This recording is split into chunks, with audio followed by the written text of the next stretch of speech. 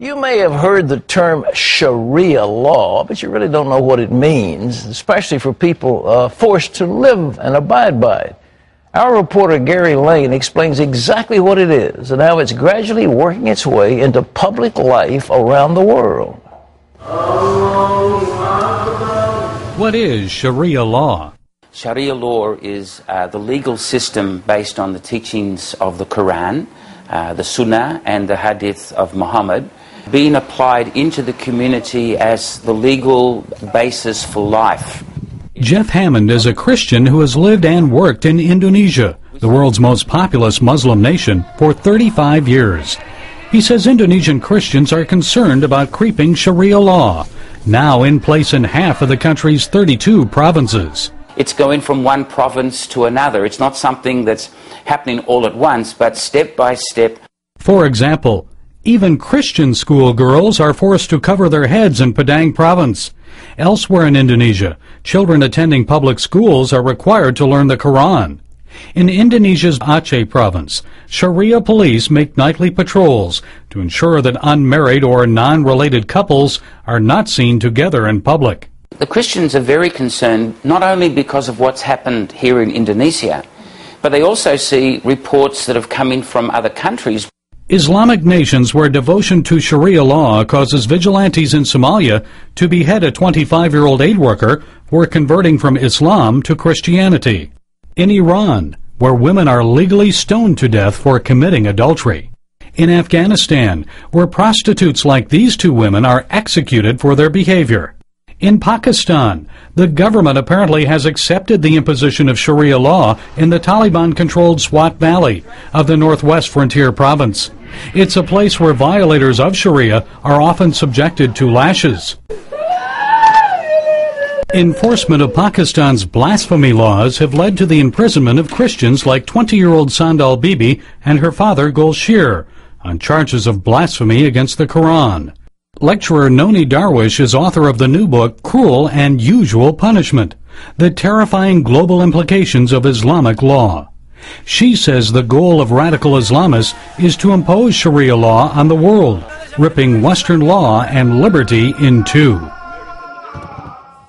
Oh, it's a fascinating book. It's called Cruel and Usual Punishment. Nonie Darwish has written it. She's Egyptian. Fabulous. Nonie, thanks for being with us. My pleasure, Pat. It's a pleasure to be here. Listen, you point out in your book where Sharia came from. Sharia isn't necessarily part of the initial writings of Muhammad, is it? No, Sharia was created after Muhammad died by Muslims who wanted to control the public and to keep them within Islam. If Islam is a policeman, Sharia is the gun that controls the people. According to Muslim scholars, the most prominent Muslim scholar, he compared the Islamic State, which must be run under Sharia, with a fascist or a communist state. And no Muslim authority doubted him or challenged him. So it's not just a question of forsaking the faith. They regulate everything under Sharia. Now, tell us about it. Sharia controls private life as much as public life. Every aspect of your life is touched by Sharia. There is no freedom of religion. According to the 4 schools of Sharia, a Muslim who leaves Islam must be killed immediately. All right. So there is no freedom of religion, and there is 3 murders allowed by Islamic Sharia to do vigilante justice on the streets. What murders? Murders, like, for example, killing an apostate. Yeah. So if a Muslim leaves Islam, any Muslim on the street can kill him. It's allowed under Sharia. Killing an adulterer, usually it's a woman, because under Islamic law, a Muslim man can marry up to 4 wives, and he has the right to have a temporary marriage where he can have a prostitute for an hour. And so a man you can't have a man get arrested for adultery. It's always a woman who is violating sexual crimes. So women are especially oppressed under Sharia. Let me ask you about, we are horrified here about sex against minor children, and yet You pointed out why the Ayatollah Khomeini has a whole writing about what they're allowed to do. What can they do? There is no age limit for a girl to be married under Islamic Sharia law. And I'm sure many people in America and the West heard of the 8-year-old girl who was demanding a divorce in Yemen.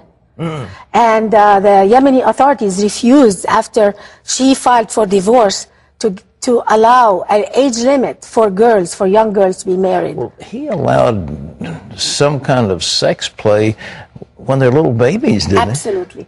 It's under the Shiite and under Sunni, there is still no age limit. So you can marry a 1-year-old girl and actually I'm embarrassed to say, have some sort of sexual relations with that child until they reach the age of 9, and you can consummate the marriage. That is Sharia law.